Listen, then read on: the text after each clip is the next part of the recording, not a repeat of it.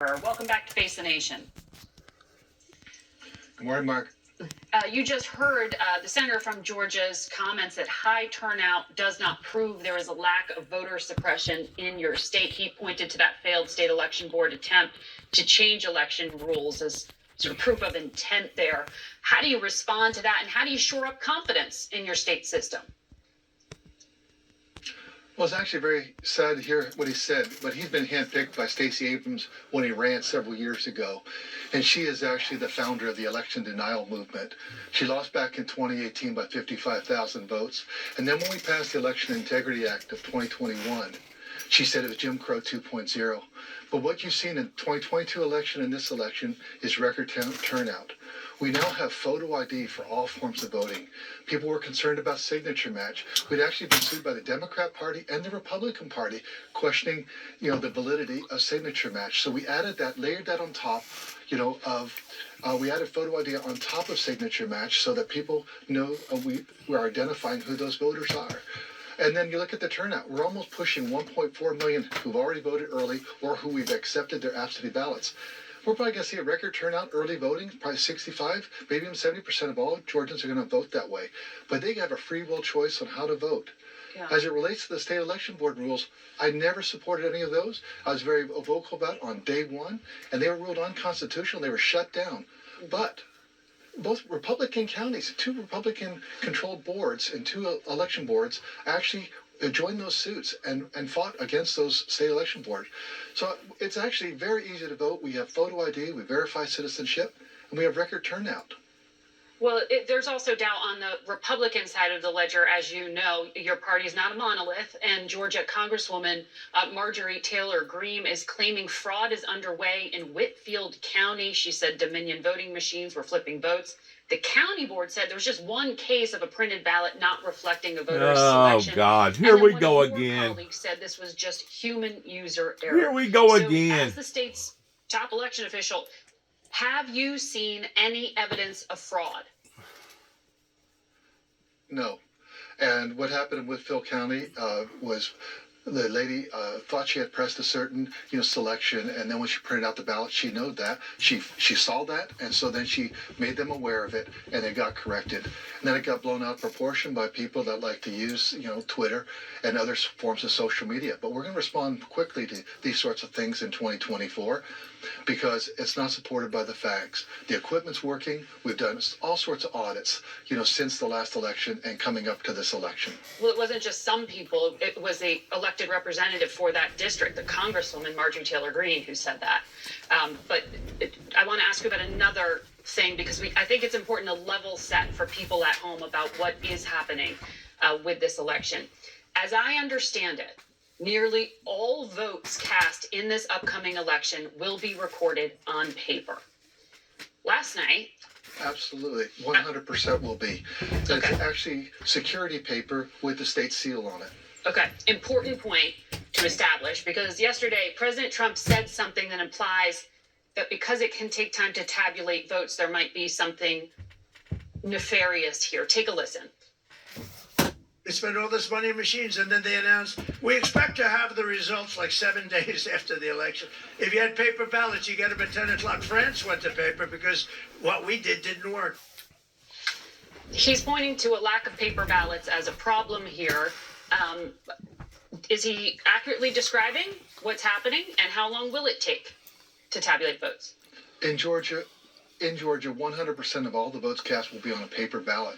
But actually, nationwide, it's going to be over 96 to 97% of all voting in America will be on paper ballots.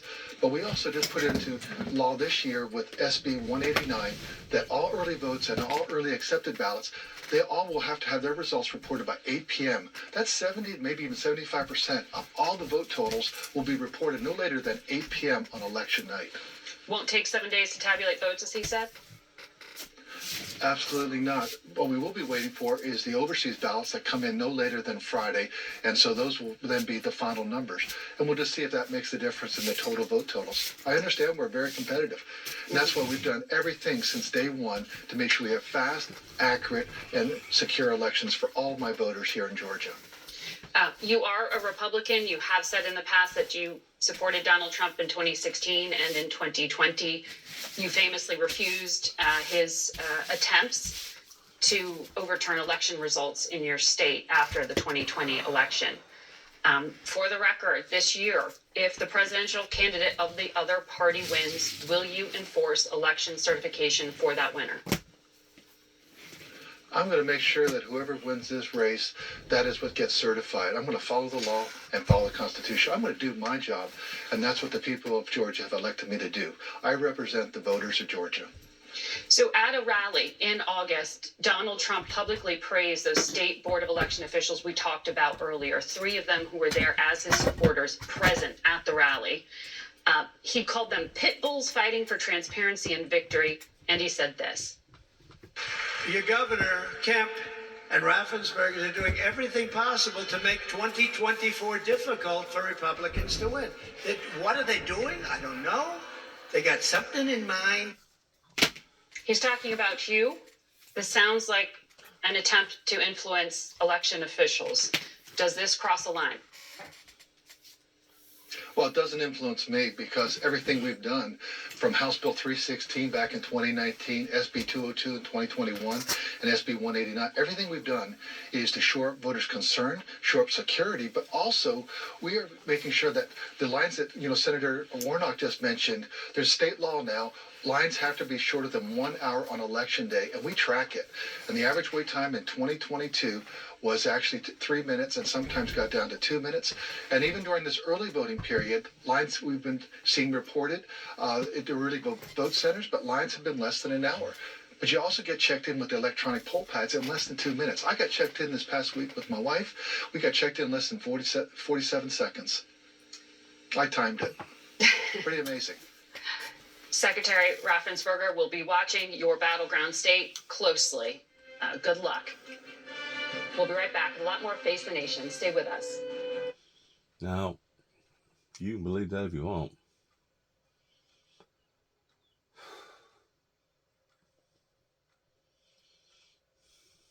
We turn now to Michigan Secretary of State Jocelyn Benson. Good morning to you, Madam Secretary. Good morning. So more than 1 million people have already voted in Michigan. More than 2 million people have requested absentee ballots. I know you cast your own ballot in Detroit, which began voting yesterday. What's the turnout like? Well, people are energized, and it's been really exciting to see. Now we're over 2 weeks out, just over 2 weeks out, and already, as you mentioned, over 1 million citizens have returned their absentee ballots, which is a great sign for an engaged electorate on both sides of the aisle. And then yesterday, Detroit launched early in-person voting where citizens could come and actually put their ballots into the machine. That's what I did, and I joined close to 2,000 others who did that. And just to give you some comparison, the first day of early in-person voting in Detroit in the August primary, we saw just over 200 people vote. This time we saw 2,000 or close to 2,000, 10 times almost as many. So that shows Detroit citizens are overwhelmingly enthusiastic and engaged. And I'm really grateful for all our partners who've been educating citizens about their rights to vote in these final weeks. You can call it enthusiasm if you want to, but I call it seriousness. The reason why people are ushering in towards hurrying up and getting their vote counted, especially these elderly senior citizens, they know that if they wait even as much as a day, it could very well make the difference, and rather than not, they live or die. So because of that, and because they realize that the nation is close to a total collapse, it's more serious today. There's more on the table today. And they're displaying that by hurrying up and getting to the election ballot boxes. It's common sense. It ain't got nothing to do with all the other stuff that she was talking about as far as people being enthusiasm. That ain't it. I'm sorry to tell you, but that's not it. You change the course of enthusiasm to dire or seriousness. May not be just quite dire yet, but that's the approach that it looks like we're heading into, and people know it. The same question I asked your colleague from Georgia. If the presidential candidate from the other party wins, will you enforce election certification for that winner if it's potentially Donald Trump? Yes, without hesitation. I mean, that's my job. That's our job as professional election administrators, to make sure it's easy to vote, hard to cheat, and that we all stand by the will of the people, whatever that may be. How quickly do you? You know, I want to say this for the record. She just made a statement about the will of the people. The will of the people, the will of the people. Thy will be done. The will of the people. We the people, etc., etc. Well,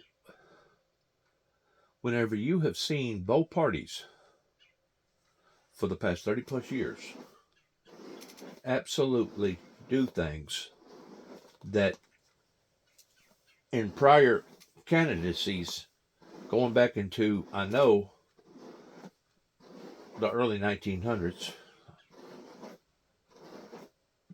would be looked upon as being treasonous in what a lot of these parties have done, regardless whether it was a Democrat Party or Republican Party. The unofficial results were completed by 8 p.m. on Wednesday. So we're tracking that again this year. We do have more options to process ballots sooner than Election Day, which is where we were restricted in 2020. So I'm optimistic we could see results even sooner, but I would estimate end of the day on Wednesday as the best guess on how we'll perform. But that said, we will always prioritize accuracy and security over efficiency, understanding how much people will want those results. We're still going to make sure the process is secure and accurate before we put anything out to the public. But that said, we understand people's energy and excitement, and we'll be working hard to ensure those results are ready as soon as possible. You have been posting on X, formerly known as Twitter, about Elon Musk, who you have accused of intentionally spreading false information about Michigan voters. He is a big supporter of Donald Trump. He owns that platform. Do you believe, what do you believe his intention is here, and how concerned are you that he's misleading voters?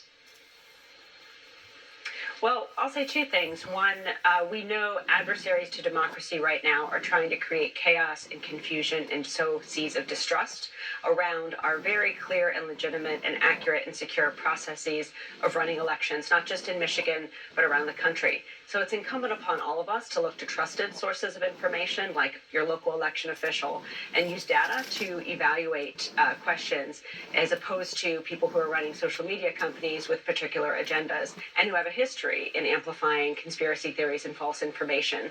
So in this moment, it'll be my responsibility, and really everyone's, to look and promote and amplify trusted information about our elections so that people can know both where to go with questions and also have faith in the results. We have set up a website, michigan.gov/electionfacts, which addresses every single question people have raised, and we encourage citizens to go there as opposed to social media for seeking trusted and accurate information about our elections. You have previously said that Michigan, your state, is being targeted by foreign actors who are trying to disrupt the democratic process. Have you been given concrete evidence or examples by U.S. intelligence about what is happening in your battleground state? Like, what form is it taking? We know that because our systems are secure, there are foreign bad actors and adversaries to democracy on the global scale who will seek to potentially not hack our systems, but hack voters' minds, to spread falsehoods and misinformation, not just to sow seeds of distrust, but to diminish citizens' confidence in the process and in their own voices. And you see it amplifying now because if there is enough noise, you can cause people to potentially give up and say, I don't know what to believe, I'm disengaging altogether. That's the goal. So we're seeing efforts to amplify misinformation and are prepared to, again, push back with real information. But we need voters to be a part of that as well. Thank you for setting the table for us, Madam Secretary. We'll be right back.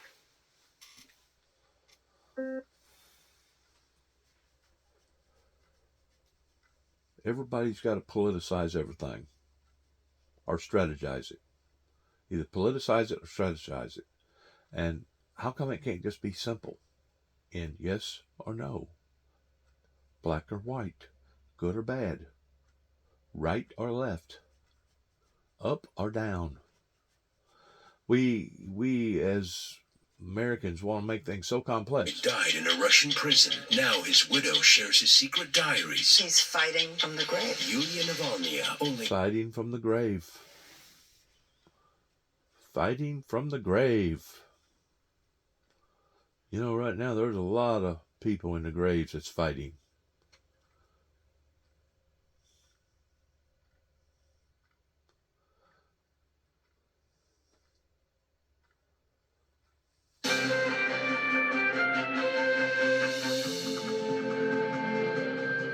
Welcome back to Face the Nation. We go now to Republican Congressman Mike Lawler of New York. Good morning and welcome to the show. Good morning, Margaret. Thanks for having me.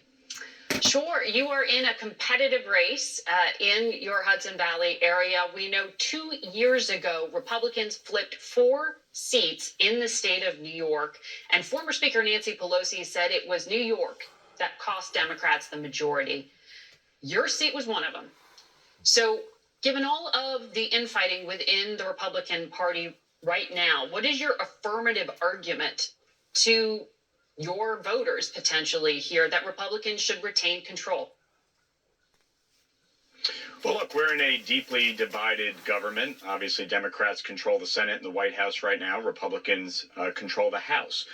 Regardless of the outcome in November, we're still going to have very tight margins, whether it's in the House or the Senate. And I've proven myself to be a bipartisan legislator. I've been rated the fourth. So what good does it do to even have election? It's corruption to the fullest. I mean, it's just Fourth bad. most bipartisan. Never seen it like this. It's super, super bad. Let's move on. I'm not interested in nothing that guy's got to say. Especially the way that they basically made fools out of themselves towards going after somebody like Donald J. Trump over something as old that had got completely, totally Every tune out of statute of limitations, and they went ahead and done it anyway.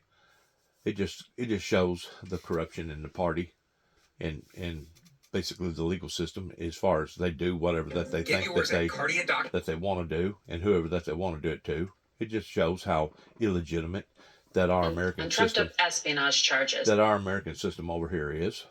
And I think everybody can see that. And you know, not trying to play the blame game, but the fact of the matter is that's the reason why so many people today, as well as myself, is so discouraged in putting faith in the voting system over here in America.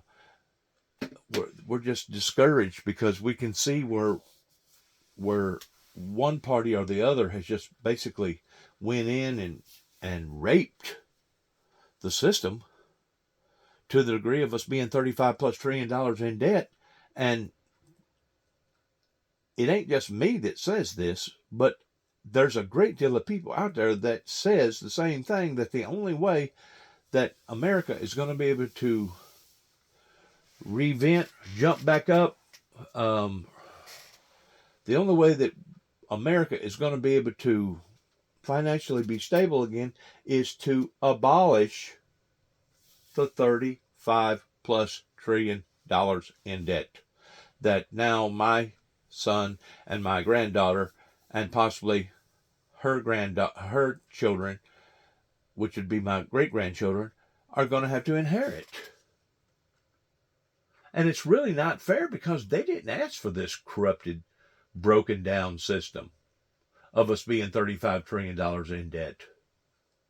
And I realize the system is still halfway functioning proper or legitimate whenever it comes to them still, you know, giving out money and still helping people and doing this and doing that, especially whenever it's emergency catastrophes going on. But at the same time, the bill keeps going deeper and deeper and bigger. So what politician is it going to take to actually get in behind defaulting on this note this $35 trillion note. That way we can all start over again and breathe a sigh of relief.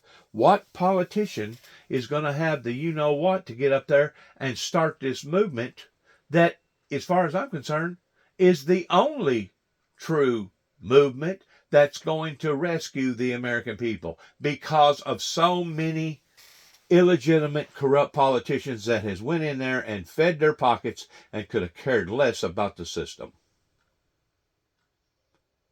And I could go down a string of names, and I know that you know, whoever's listening to this or watching this, we know that you know what we're talking about. We're not blind, we're not idiots, we're not in some sort of la-la land. We are in the reality of what these mega wealthy people have produced and are still producing, because they get on TV and they lie on both sides. They get people all hyped up by thinking, oh, we're going to be able to do this, and we're going to succeed in this, and we're going to take care of this, and we're going to bring all the jobs back, and we're going to do this, and we're going to do that. You know what you're going to wind up doing? As my grandpa used to always say, you're going to poo-poo and fall back in it. That's what you're going to do.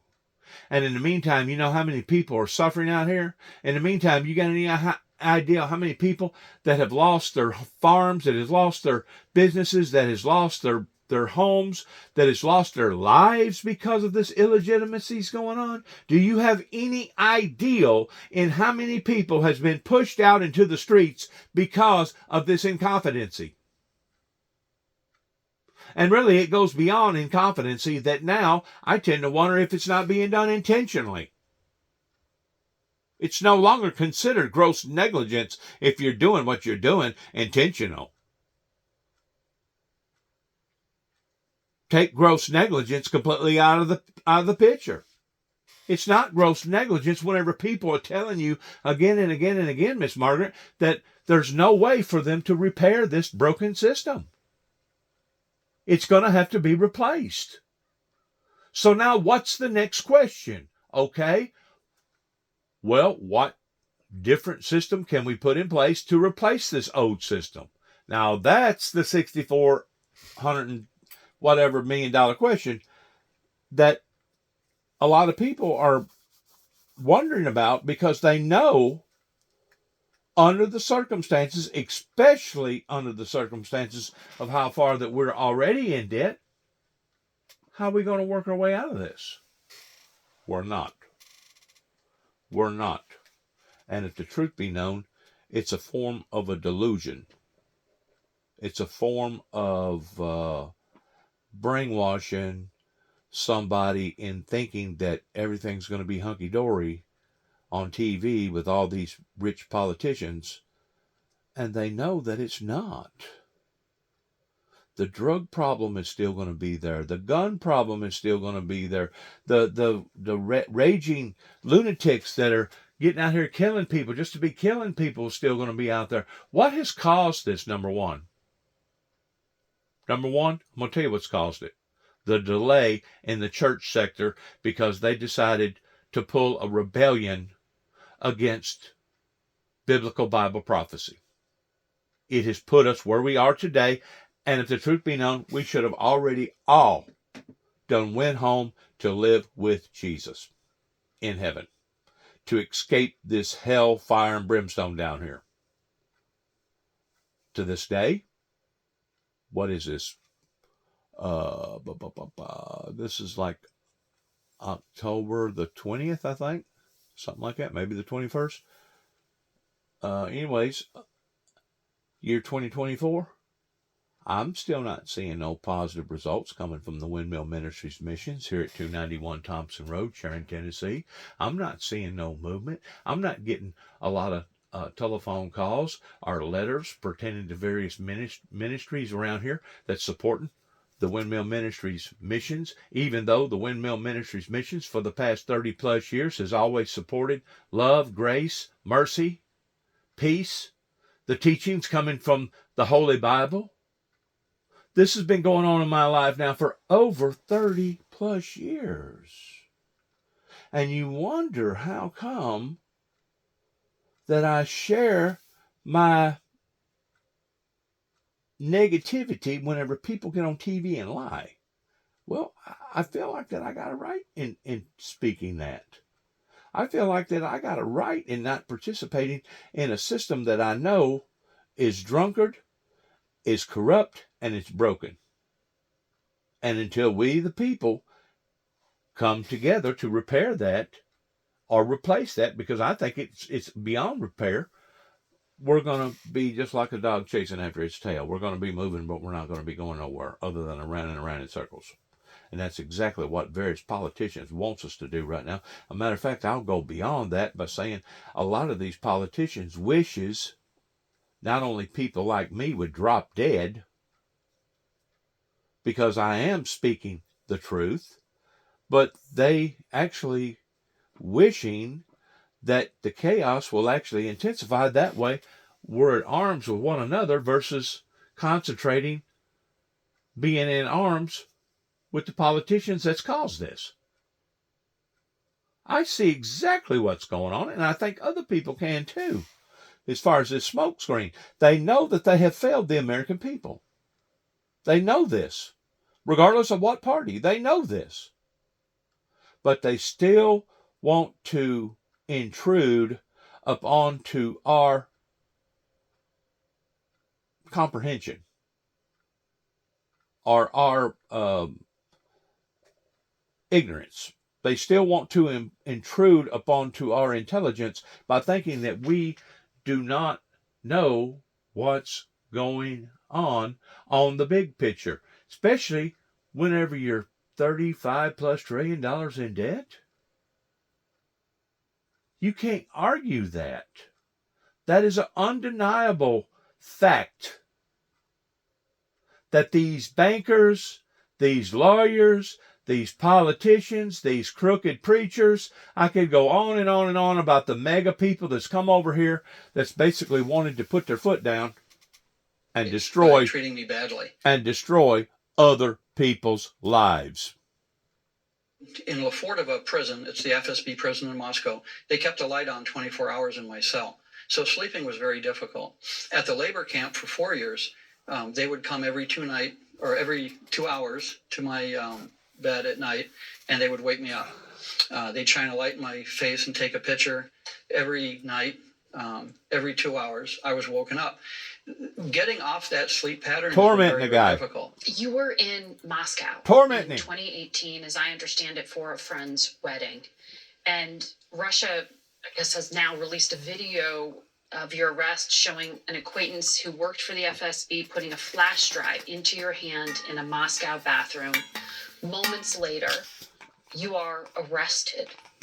Who was that man? I think his name's Ilya Yatsenko. Who was he, and did he set you up? Well, those are issues that I'm not really prepared to speak about right now. I am going to write a book, and that's a situation I'll explain in the book. Do you think, though, that you were targeted, that you were being set up? Well, I was certainly targeted. I hadn't done anything. I hadn't committed espionage. I was accused of being a brigadier general with the U.S. Defense Intelligence Agency, the DIA. Mm-hmm. I certainly, was never a general, and I never worked for the DIA, and I was never a secret agent. So the case they came up with was, materially false. I was obviously set up. At the time, you were global head of security for auto parts firm. Right. You have a background in the Marines, you have a background as a police officer, and you had begun corresponding with Russians. You traveled to Russia on a fairly frequent basis. Did it ever enter your mind that there was reason to suspect that you were a spy?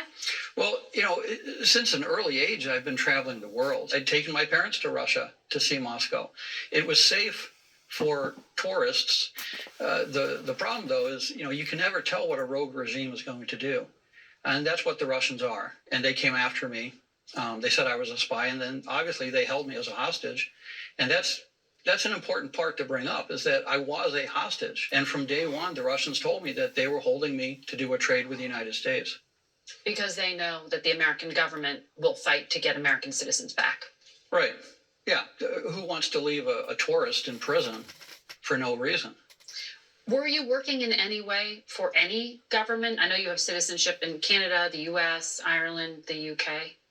Well, those are issues that I'll discuss in the book. It's nothing that I want to get into now. But you do think you were targeted by the FSB, which is part of Russian intelligence. The FSB does run Russia.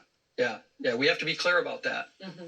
So when the FSB picked me up, they weren't just a couple beat cops that saw an American and thought they'd grab somebody. This sort of thing comes down from Putin.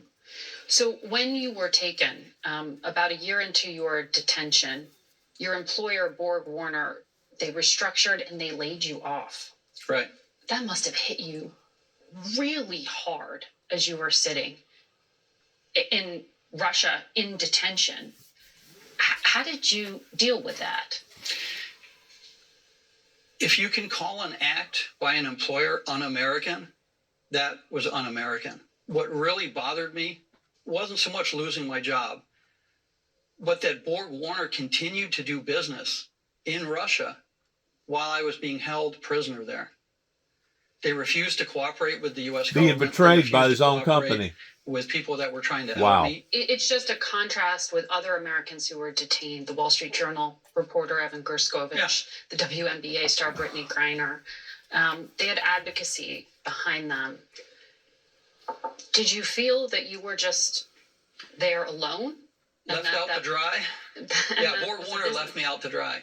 Yeah, Borg Warner left me out to dry. Wow. So in 2020, you're sentenced to 16 years in a Russian labor camp. And then in 2022, the world changes dramatically. Not only is WNBA star Brittany Griner taken in mid-February of that year, Vladimir Putin shocks the world by invading Ukraine. How much of this were you hearing in terms of what was happening outside the prison? I was fortunate. The ambassadors and the consular teams from my 4 countries, America, Canada, Ireland, and England, would come and visit me on a regular basis at the labor camp. I received a lot of information from them. I did get mail from home. The Russian media is just propaganda, and they didn't report much on the war because they were losing, and that was interesting for us.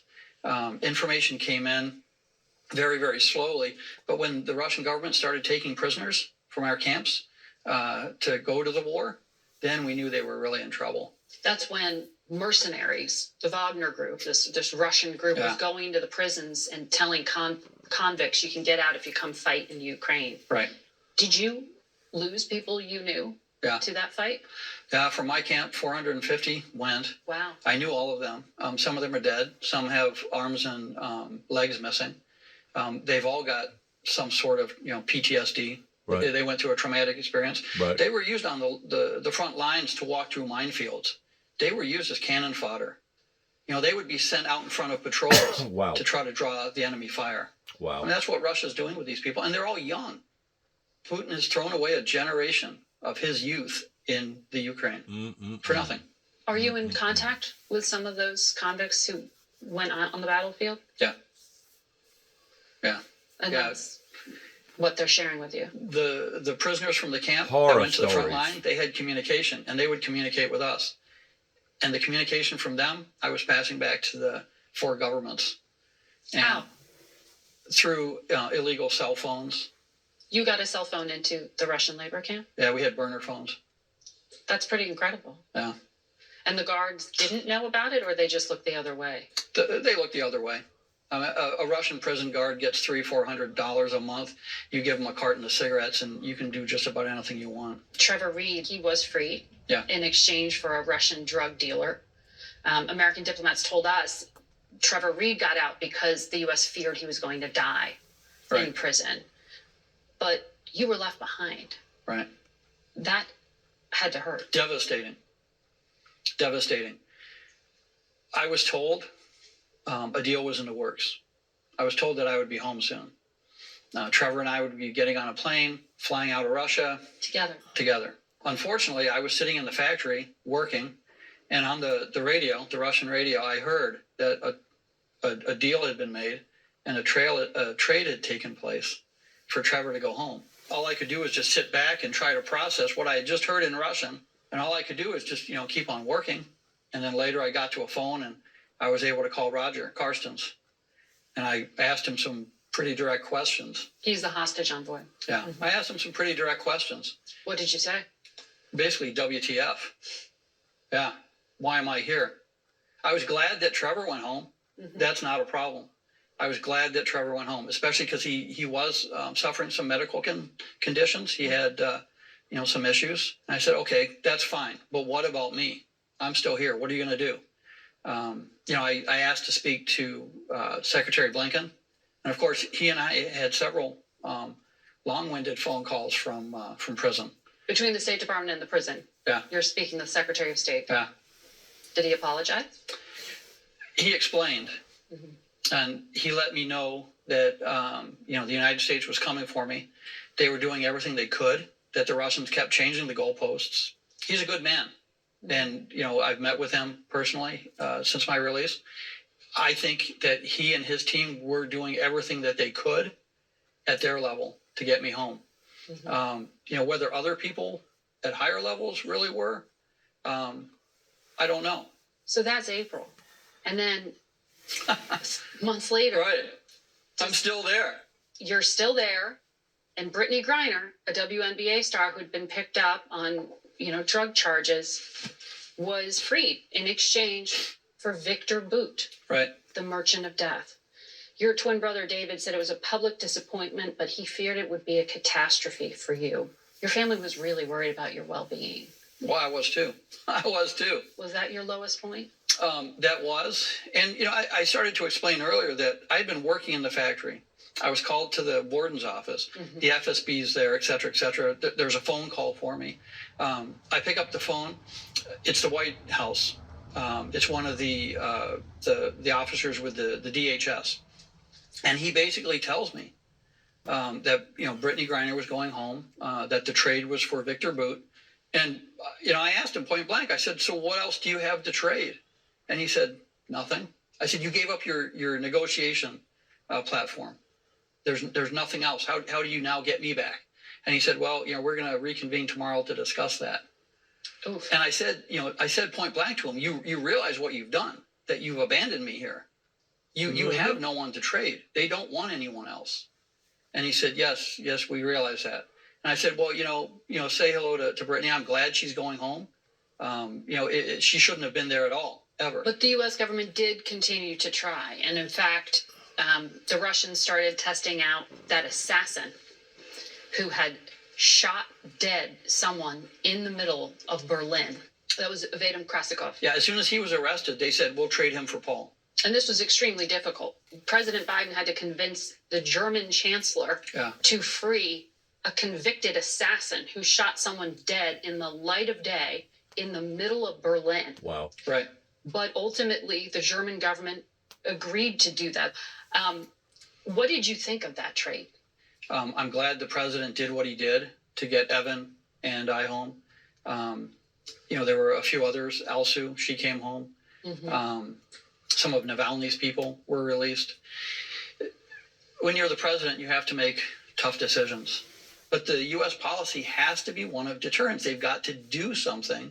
When you did make it out in this hostage swap, you landed here in the United States, and it was President Biden and Vice President Harris who met you on the tarmac. I didn't realize the president and the vice president were going to be there.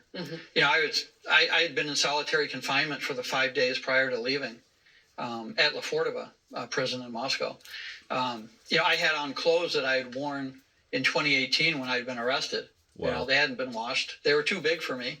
I was very careful coming down the stairs from the plane. And so I came down slowly. I waved at people that were waving at me, and then I gave the president a salute as commander in chief. And I just walked down to him and started talking to him. I thanked him for getting us home. President Biden, he was very, very personable. The same with Vice President Harris. You saw us. We embraced, we hugged, we chatted.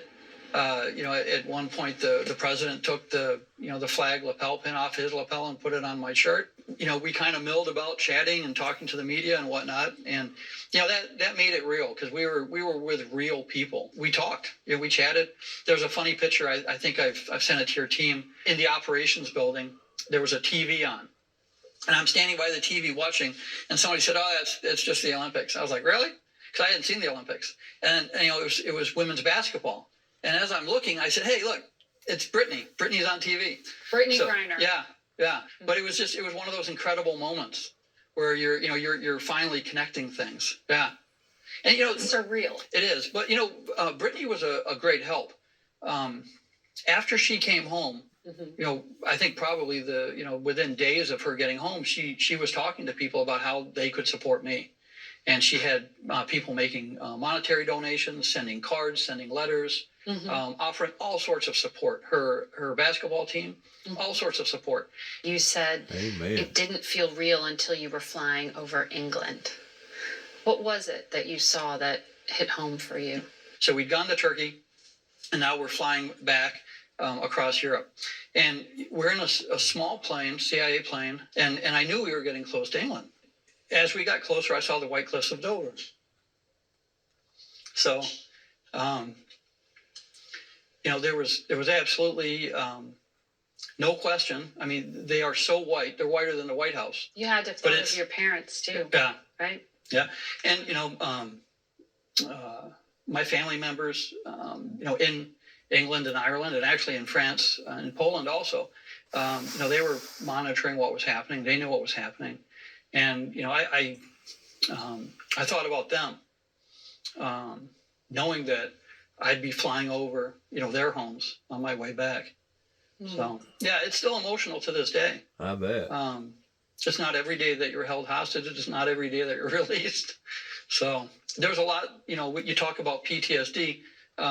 There's a lot of that comes back in a positive manner. And, that was one of those moments where, I wasn't expecting to see the White Cliffs of Dover, but I did. And, during the war, they guided the Spitfire pilots back. And, for me, it was guiding me and Evan and Elsu back to the United States. Amen. So, yeah, it's still one of those things that I think about. It's emotional. And I'm sure it always will be. Sure. But, that's one of the good memories. Be right back. Well, to think that he stayed in there that long and only slept 2 hours and they tormented the guy's life the way that he did. He's really lucky that he held up as well as he did, because that's torture. Absolute torture that he was going through. And to think that his company turned their back on him and think that others basically had failed or done what they had done. It's a remarkable story. I'd like to be able to gain access to his book and see what the details are, because he bound to have went through so much misery. And the sickening, sad thing about all that is, and I realized that the citizens over in Russia basically are held hostage because of the way that their government holds them at bay. Like those guards making like $200 or $300 a month, or $200 or $300 a week, or whatever it was. It's unbelievable how these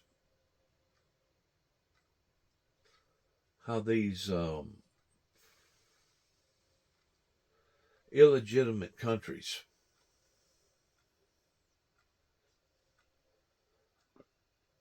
basically rule their people under the pretense of weaponizing food, weaponizing knowledge, To what's happening in these legal fights. weaponizing Such an important piece. weaponizing fear factors, and they're so evilly minded. The way that these oligarchs basically are performing these these hardships upon to their people, and you would think that their people would rise up against that. You would think that there would be an insurrection or even a coup, but I guess they're so powerful and they're so strong and they stick together so tight. I guess it's basically next to impossible to change the concept of their leadership. Same way over there in China, you know, we've seen an uproar, we've seen a movement, a civilian movement before COVID, and then boom, bam, all of a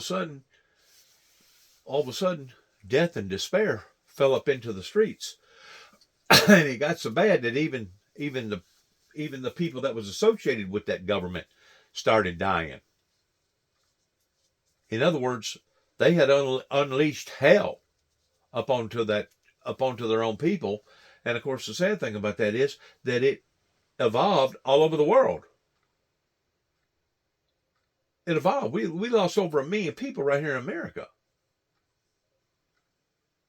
At least. That's a conservative number. Not counting all the other people, and not counting the people that to this day are still suffering. You know, I still see people wearing masks today in October 2024. It ain't nothing uncommon for me to go to a public area and see people still wearing masks. Now, they may have severe health conditions, I don't know, or they may know somebody that recently got sick off of COVID, but I guess there's still people to this day dying because of COVID.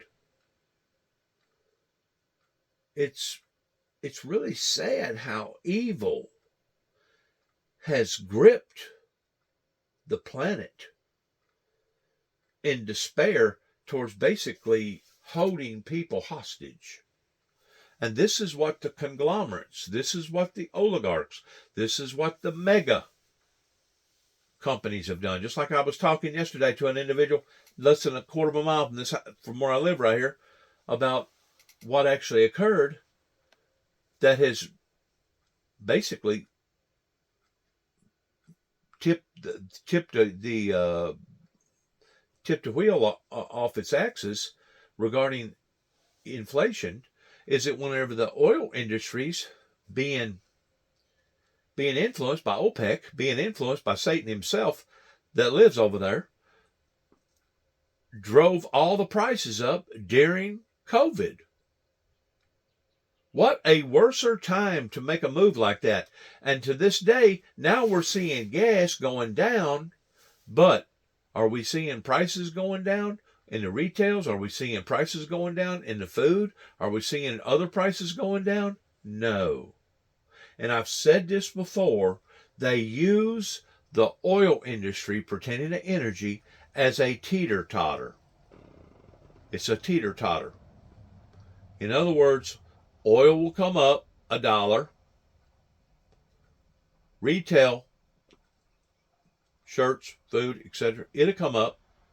Then prices will come back down 50 cents towards making people think, oh, I'm getting at least they're not charging $1. They're only charging 50 cents. But this end over here, pertaining to retail, it hardly ever goes back down. And what they're doing, they're stair-stepping. They're going up and up and up. In the meantime, everything is increasing in value. And the poor people, the working class people, the unfortunate people, are basically screwed. Especially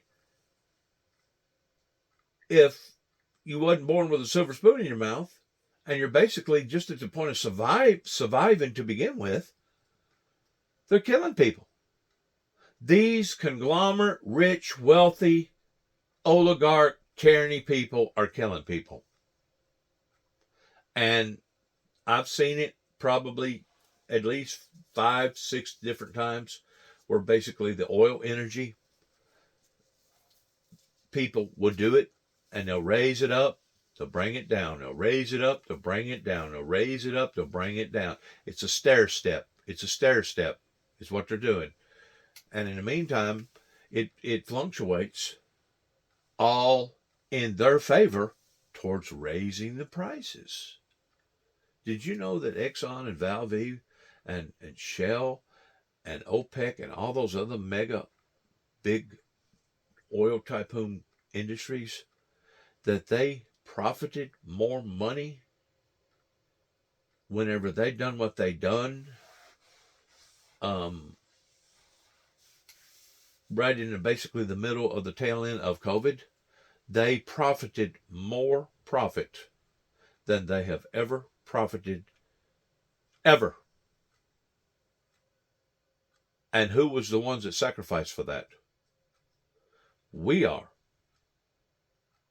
Not only has these oil industries controlled people's lives this way, but these oil industries know that what they was doing was causing havoc with the world, causing havoc with our atmosphere above our heads, causing havoc pertaining to drilling out all these cavities that causes earthquakes and the ground to shift in different areas that in different ways, causing the platelets to no longer have the oil there to help that platelet to move slowly. But now whenever the platelet does move, it moves all at once.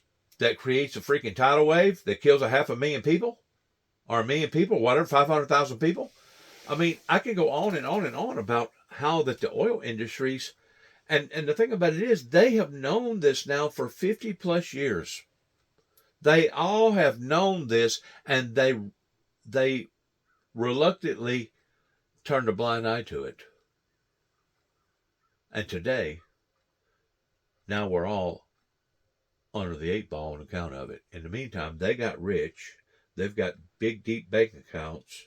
They can afford to go get those T-bone steaks that now cost $22, $25 per steak.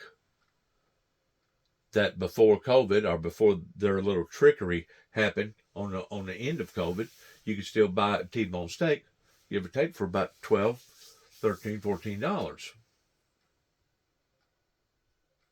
You can't buy a T-bone steak no more for that. Not if it's a big thick one. Not if it's a good one. As far as it being prime meat, like from Black Angus, Holstein cows, or stuff like that. I've never seen the wealthy hold the working class and the unfortunate class, the poor class. I've never seen them hold us hostage the way that they do now, but that's exactly what they do. They hold us hostage. And it's not just the conglomerates in Russia that does this to their citizens, but it's all over the world in some form or fashion, depending upon who you are, what part of the world that you live in, whether or not you had an uncle or a dad or a mother or had a business and maybe they saved a little bit of money, whatever type of currency that you're a part of. But this time it broke the bank. This time they literally broke the bank in what that they have done. And now it's trickling down to the point that now banks and other financial institutions are suffering too. So it ain't just the poor class or the unfortunate class that's being hindered because of this. It's the world. And it's as if they're purposely doing this to drive us off into a sense of despair. That way, the only answer is war, war, and more war towards population control. It's evil. It's evil in the fullest. And if you can't identify it towards it being evil, then maybe you're part of the problem versus the solution to it. An important piece. I know you've been thinking about this. We'll talk about that and all those same big questions next week. We'll do another gut check. Jim Messina, thank you so much. Really appreciate you taking the time. And I've got one more thing to tell you about. All right, that show's fixing to end. Let's see what else is going to come on here to take place.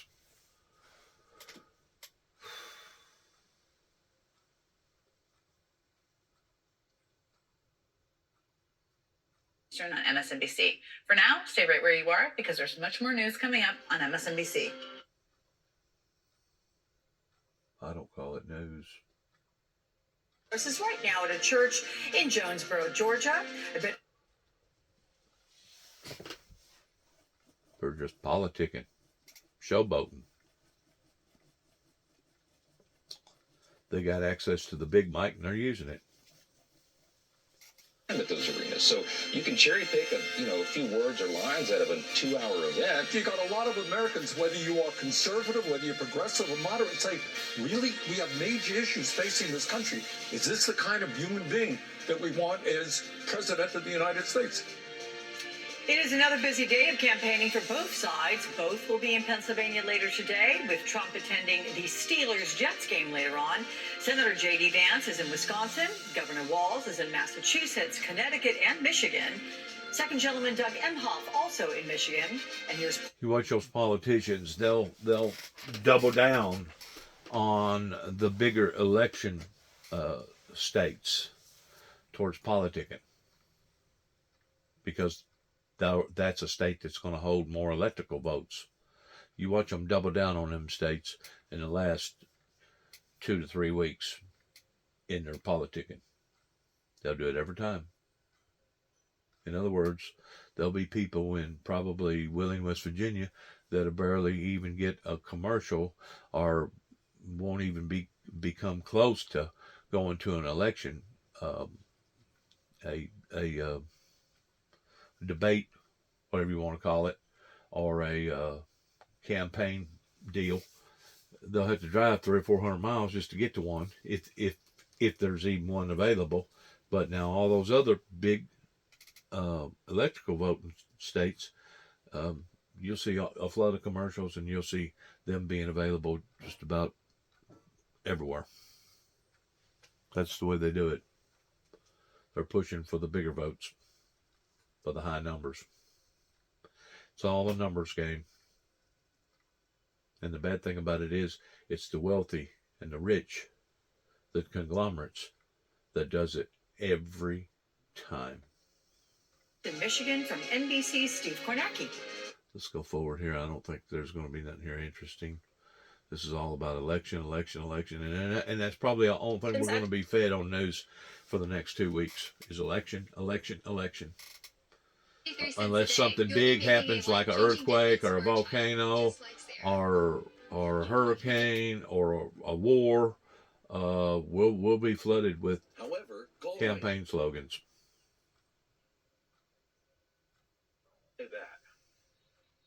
When you look at Shifty Schiff and some of the others, yeah, they are, to me, the enemy from within. I think Nancy Pelosi is an enemy from within. She lied. She was supposed to protect the Capitol. I offered her 10,000 National Guard troop, anything she wanted.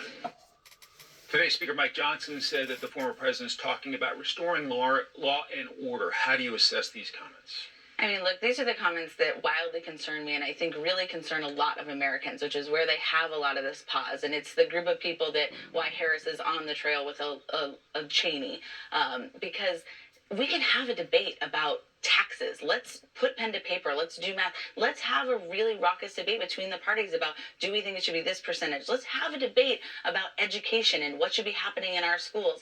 But to talk about our political opponents as those type of enemies, and to talk about the militarization that he has, we've learned this from history. This is what leads nations away from their democracy, away from those democratic principles, and into a dangerous area. And so that kind of rhetoric, I think, is really concerning for a lot of Americans. I would push back on two notions there.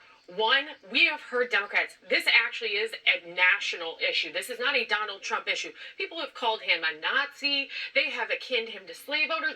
You name it, they have called Donald Trump that. So this whole, what's Donald Trump saying? It's on both sides, and it needs to end. Hard stop. Everybody in the country can agree on that. And then two, when it comes to the fact that we are looking at this final stretch into Election Day, what you are looking at is that when it comes to the voters that everybody is trying to get out at this point, the persuasion message is too late. You already have voters who have been out for a month at this point, 2 weeks, a month, and now you're trying to get those last little bit. That's going to be the biggest problem for Kamala Harris. And the American people, they know Donald Trump. They still have questions about Kamala Harris. There's no confusion. And with everything that Donald Trump has said, swing voters are still more coming over to him. So it's a losing argument for Democrats. And I can't believe they keep trying to slam him on his rhetoric when, in fact, slam him on his policies and have that debate because you're going to have a better chance to get persuadable voters than hitting him on his language. Well, I think the Harris campaign is continuing to talk about Persuaded voters. I agree. If you haven't persuaded these people by now and sticking to you and with you and for you, if you're going to cram a lot of whatever down their throats and think that they're going to be persuaded and going your way now, it's probably going to be slim to none. Slim to none. If anything, either candidate will probably lose voters during this time because they'll either look at things the way that I do, towards it being basically just a joke, and it's a very harsh joke because it's costing people's lives, it's ruining people's lives, human beings' lives. They'll look at it in frustration by saying, you know what, it ain't even worth getting in the vehicle, going down there and waiting 3 or 4 hours to cast my vote. They'll be disappointed. They'll be disgusted. They'll be angry. There'll be all kinds of different emotions that's going on in people's minds because of what other politicians or other parties have done, leading to where we are right now. And to this day, I still don't see nobody arresting or putting these people in jail that basically made havoc. And I agree with Donald Trump. The enemy is from within. Regardless whether it be the senator in Kentucky, Mitch, or Nancy Pelosi, the enemy is from within. Because they are struggling towards wanting to hang on to every nickel and dime that they can hang on to. And they're already millionaires. And they shouldn't be. Because they were supposed to have gone in there and went to work for the people. They weren't supposed to have gone in there and made heyday for themselves. But those people, they get away with it every year. They go to the bank. They rack up. They get all these payoffs. They take advantage of all these different positions and predicaments that they get involved in. And ultimately, in the end, they're not working for us. They're scamming from the system. They're taking advantage of us. They're not working for us. They're working for themselves. Any and everybody could just about agree on that, or hope that they could or would. Continuing to talk about policies and is having that conversation. There's definitely going after women under 40, particularly ones without college degrees that are a bit persuadable out there. But I think you're right. Hard stop. We shouldn't be name calling that. But I would like to see both parties call out not just the other side, but their internals too. And I'd like to see Republicans do that on some of this rhetoric as well. Final word? I think that anybody who's trying to call this race at this point, that they know that if it's for Harris or Trump, is way out of their depth, and this is going to be a nail biter. And I don't care if you were voting for Donald Trump or Kamala Harris. Do your job as an American and get out and vote. All right, we'll leave it there. 16 days left. Ladies, thanks very much. At least 7 people are dead after a ferry dock collapsed off the coast of Georgia, sending at least 20 people into the water. Jonathan Seri is here with more on this tragic situation. Hello, Jonathan.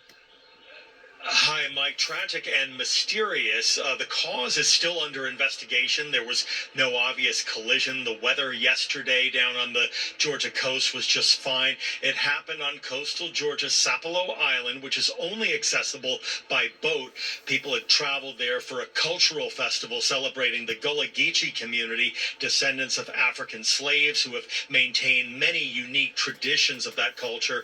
The Georgia Department of Natural Resources says a gangway on a ferry boat dock collapsed Saturday afternoon, sending at least 20 people into the water. Oh, man. We're conducting an investigation. It'll be ongoing for some time to determine the cause of this incident. But as of now, we have recovered 7 victims that lost their lives because of this incident. Man, oh, man. Probably over negligence. That's what it usually is. People didn't follow proper precautions. I just wonder how close that is to Savannah. I didn't even know that island existed out there. Been to Hilton Head. I don't remember no island. Should have looked at my map a little closer, huh? President Biden issued this statement. What should have been a joyous celebration of Gullah Geechee culture and history instead turned into tragedy and devastation. Jill and I mourn those who lost their lives, and we pray for the injured and anyone still missing. We are also grateful to the first responders at the scene. In addition to those 7 confirmed fatalities, Georgia authorities say that 8 people were taken to the hospital, at least 6 of them with critical injuries. Mike? Heartbreaking story. Jonathan Serry reporting live. Jonathan, thanks a lot. Western North Carolina residents now in their 3rd week of cleanup after the devastation of Hurricane Helene. We will get a live update from Asheville after the break. This will be interesting. Let's go forward here, and then I'm going to cut this off.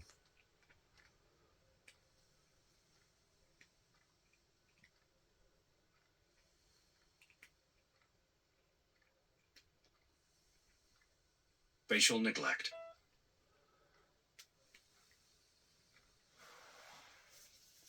Senior citizens neglect. Happens every day.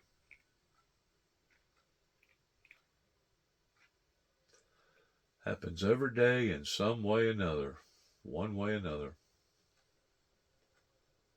Emergency response. Let's go forward again. Let's see if the commercial's over with. Don't look like it is. This time of year, Yep, but is. it sits just along the river, so the deck. Back up. See what we missed. Couldn't have missed much. Right there. Facial neglect. See the whole picture at Well, he's Kessler right there at it anyway, I guess. Oh, right there. Parts of western North Carolina are still picking up the pieces after Hurricane Helene ravaged the southeast. One of the hardest hit areas was Asheville, a popular tourist. You know, the damage, I've looked at the damage on TV and social media and stuff. I would actually categorize something like this at being probably a 8.7 earthquake as far as what kind of damage it is left behind. That devastating. I just can't believe that whole sides of mountains would just give way like that. And we're talking about sides of mountains that had all them trees, that had all the roots holding all that stuff together. Unbelievable. I mean, it just goes to show you that the Bible's fulfilling itself towards seeing signs in the heavens and signs upon the earth such as mankind has never seen before in the final remaining last days here on planet Earth. And I don't think we've seen nothing yet, to be quite honest with you, whenever it comes to devastation. Something obviously is going to happen horribly bad to the human race whenever it talks about in the Bible that as you shall see, the days approaching that no flesh shall be saved. In other words, it's going to be horrifying, whatever's going to occur. I don't know if the world's going to split and open up. I don't know if it's going to be a massive 11 point something, 12 point something earthquake. I don't know what it is, but whatever, it may be a meteor, it may be Yellowstone. I don't know, but it's a really scary thought. And if a person today hasn't got a relationship with God through the blood of Jesus Christ, they darn sure need to have one today.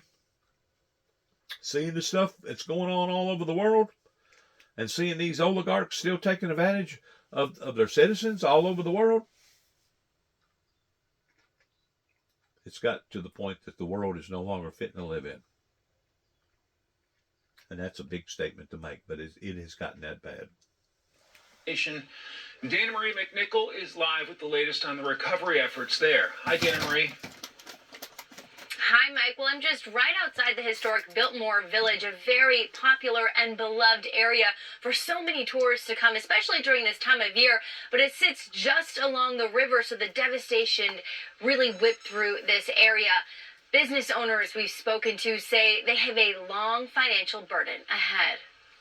We knew it was bad, but we had no idea that it would be this much devastation. We had to dig out probably 6 feet worth of stuff to even get into the office.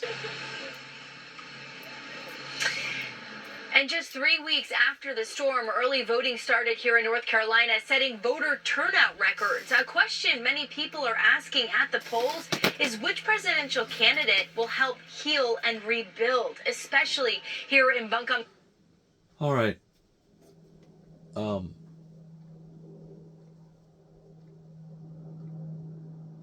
had I'm going to use the word intuition. You're at Kessler Foundation.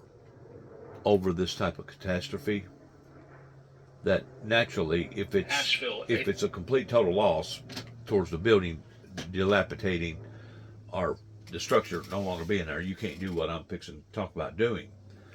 But I think it was over in Indonesia or somewhere where I've seen a lot of flooding going on. The same thing.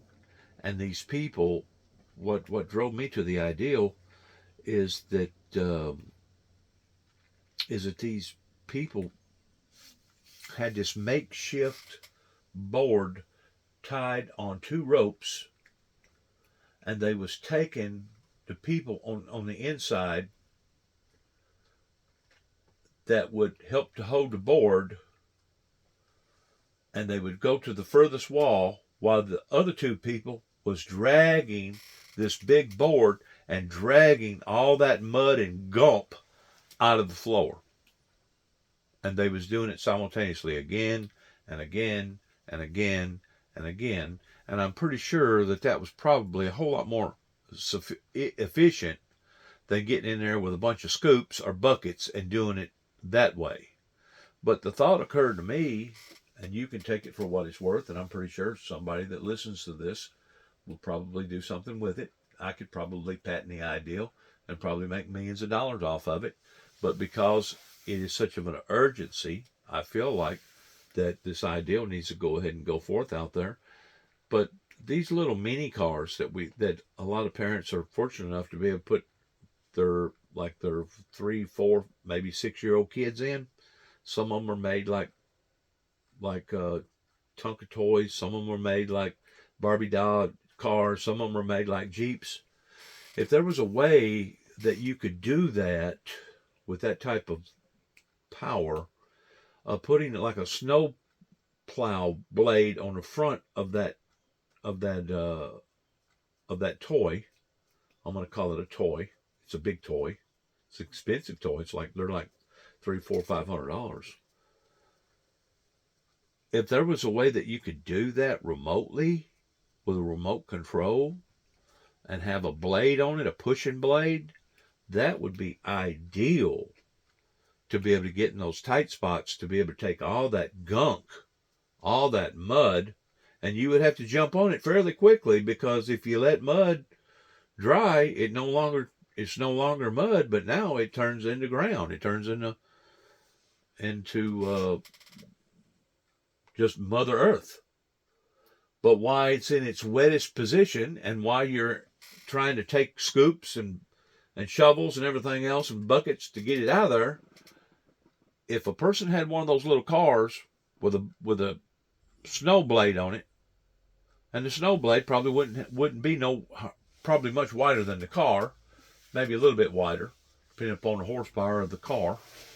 But if they had that to where they could operate that with a remote control, like one of them little baby cars, little teeny little toys, in the tight positions pertaining to mud, pushing all the mud and stuff out of these homes, that would be the ideal thing to do that with. Now, I just throwed an ideal out there to help the public, not to hurt the public, but to help the public in the exchange of something horrifying like this happening, because we have seen this again and again and again pertaining to these floodings, and they're only getting worse. They're not getting better, they're getting worse. So some company that makes those cars, they need to start engineering them to where they've got push blades on them, and they also need to start engineering them to where you can actually operate them through some sort of a remote control. Two little toggles things on it to where you could either turn it to the right or turn it to the left, push it forward, push it backward, lower the blade, up make the blade come up. I'm pretty sure that they can do this. If they can do everything else, they can probably do this mechanically. But to do it in the aspect of trying to help during a crisis situation like this, of saving not millions, but billions of dollars worth of real estate, I'm pretty sure that the insurance companies would love to see something like that come into existence. I haven't never seen nothing like that, but I'm pretty sure, due to the fact that there's, 7 billion people on the planet, for surely somebody's already done thought of that ideal. You'd think to have. I mean, this is October the 20th or 21st or whatever it is, 2024, and I'm promoting the ideal openly and publicly. That way, maybe, because I don't have the money to create something like that. I don't work in a factory that makes those little cars to be able to improvise and make something like that. And maybe somebody else will, to benefit the public. To benefit the public. In exchange towards all these catastrophes that continue to keep rocking the world again and again and again. Good luck to all of us. This is Sunday. Just want to say a special, special prayer for all those victims that has went through what they went through, because I have never seen anything on this scale in America this bad. This actually exceeds what went on in Katrina, especially financially, with those 2 hurricanes back to back like that in less than a 10-day period. I've just never seen nothing like this. But once more, the Bible says, don't be surprised, because the Bible's already done warned us that in the final remaining last days that we will see signs and horrors and sorrows such as we've never seen before. So instead of us being caught unaware, we need to have a plan of action. Especially if you're in a terrain that you live in that could possibly receive some sort of damage like this, either flooding or mud or whatever. People need to start preparing for these things. New York City, pertaining to all your subway systems and all your coastal lining areas, in any coastal line areas, it don't matter which coastal line area, you need to start preparing for these things. Because the writing's on the wall towards the trajectory that the world is on right now. And if you don't have a plan of action, then the misery of the event is going to be 1,000 million trillion times worse. At least if there was availability to be able to go get a little car that had a blade on it, maybe that would help a situation of being dire not to be not quite as dire, but maybe it would help. Of course, the Bible says to flee into the mountains. It didn't say to flee into the side of the mountains. It didn't say to flee into the valley of mountains. It said to flee into the top of the mountains. Go to the top. So obviously there's going to be a lot of despair that's going to be happening to the world, especially under the pretense of, as you shall see the days approaching, no flesh shall be saved. Do you follow what I'm saying? Do you hear what I'm talking about here? This is a time that we need to bond with one another towards helping each other versus tearing one another apart and destroying one another. This is a time that those conglomerates need to get off of their billfolds and actually start planning for this, because these are the repercussions of what the oil industry has done. It was in the 70s. Scientists went to the White House and told them what was going to occur. Mr. Jimmy Carter and his administration said, get back with us whenever it starts to happen. Well, now it's happening. And it's not like you can flip a switch and turn it off and turn it on. We're on a trajectory right now towards it getting worse and worse and worser and worser. And we ain't even close to even seeing the worstest. Not whenever you compare the Bible pertaining to, as you shall see the days approaching, no flesh shall be saved. So there's going to be some mega horrifying events happen to planet Earth that's going to basically take us out. And I know this is not a positive message, whenever it comes to somebody that's spiritually inclined and been preaching a message that I've been preaching, but once more, I didn't get no supporters. I didn't get no backers. I didn't get people that followed in line towards supporting the teachings of the Windmill Ministries missions here at 291 Thompson Road, Sharon, Tennessee, zip code 38255. So now we're dealing with the consequences. The rapture, the second coming of the Lord Jesus Christ, pertaining to whenever God shall gather the elect from the four corners of the earth, has been delayed. And the reason why it has been delayed, because of other people that either didn't take this serious, or other people that was more concerned about themselves more so than the rest of the world. God bless America. God bless the planet. God bless our universe. Heaven help us all. God bless our American troops, and God bless our endeavors towards where we go from this moment on. And good luck to each and every one of us. Shalom.